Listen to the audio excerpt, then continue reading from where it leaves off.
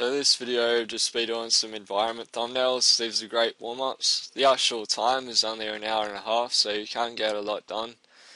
And with these thumbnails, you can always blow them up and take them into a final image once you're happy with them.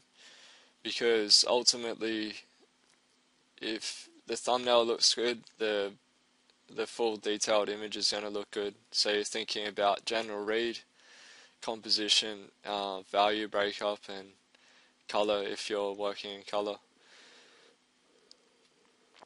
So just laying in some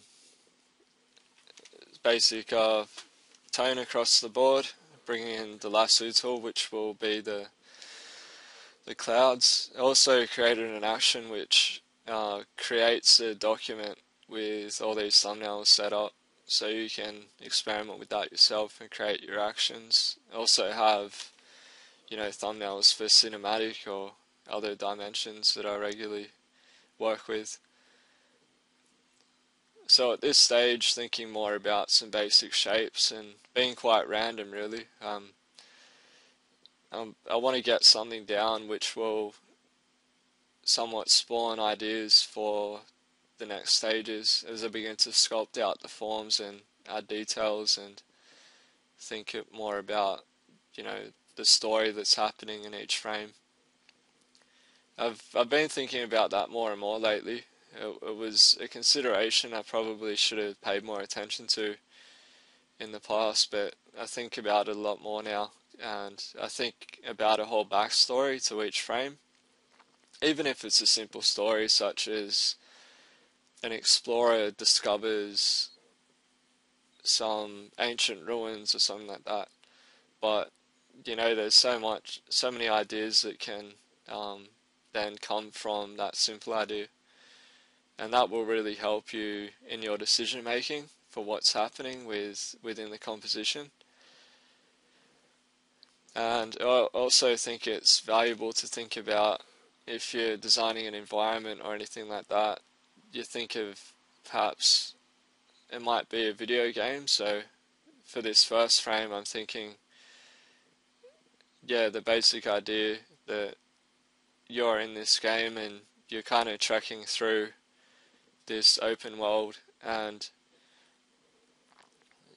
you're kind of thinking that, there's nothing really out here, but then, you see staircases and you see this, these carvings in the rock, and, it gives some interest to the person playing it, and they think, oh, I'll go explore that, because in all the desolation of the desert, you actually find something that looks kind of man-made and interesting.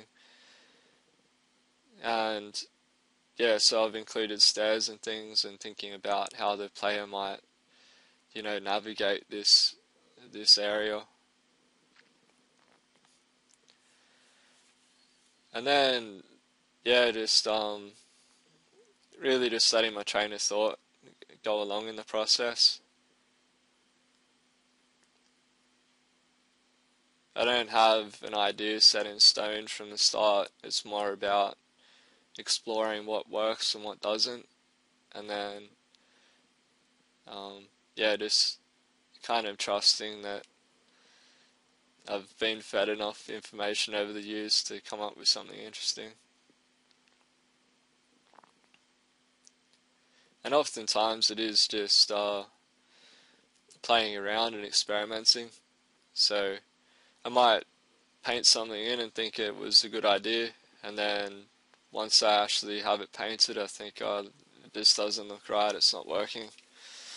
So the joy of digital is you don't have to worry about that stuff. You can just paint straight over it if you're not happy with it.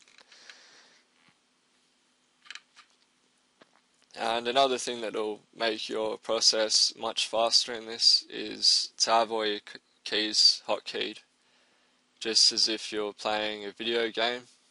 You're playing some sort of shooter or FPS. It's always quicker to use your hotkeys to choose different weapons and things, and think of the same principle with painting. If you have all your tools hotkeyed, you can easily click, brush, eraser, smudge tool, all this stuff, and it's really going to speed things up. And then you can also create actions for choosing your most used brushes, because really you don't want to be thinking about tools in the sense of you don't want to be struggling to find where your tools are. You just want to be focused on the painting.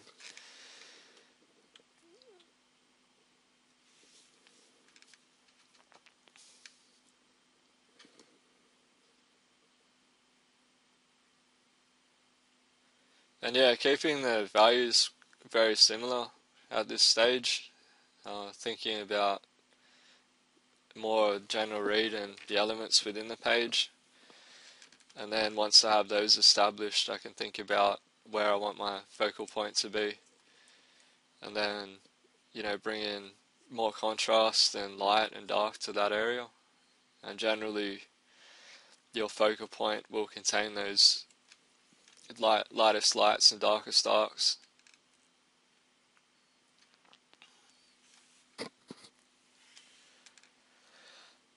So with the polygonal lasso, I'm selecting areas, boosting the levels, and also on a new layer bringing in some color dodge and overlay layers just to brighten up those areas of interest.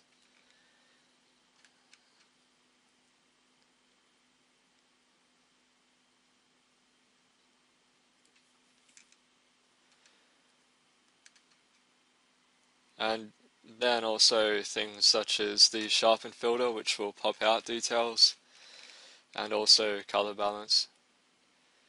I also use a technique of you create an adjustment layer, in this case curves, and then you paint into the mask of the adjustment layer, so you can paint back in bits or paint back out parts. So you may lighten it, and then you can brush back out parts of that adjustment layer, and that will then darken it because the original image is darker than the curves. So you can experiment with that.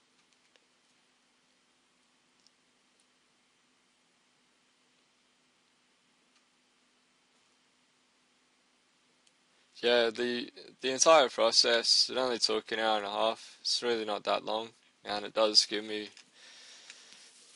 some good practice and warm up. But also, if I'm happy with one, in this case, I felt the very first one that I did was the most successful, and I would be very interested in increasing the size of it and then going in and painting it to final.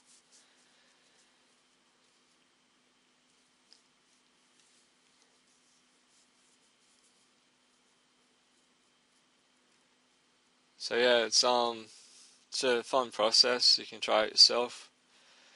Just find subject matter that you're interested in, interesting shapes and things, colors and all that. Some photos, and just use them as inspiration. Or if there's something that you're really familiar with and you just want to practice, your memory and imagination stuff, you don't even need the reference. You can just go in and paint. It's really fun, quick, easy process, and there you have it. So try it yourself and check out more videos to come. If you like them, let me know. Thanks for watching.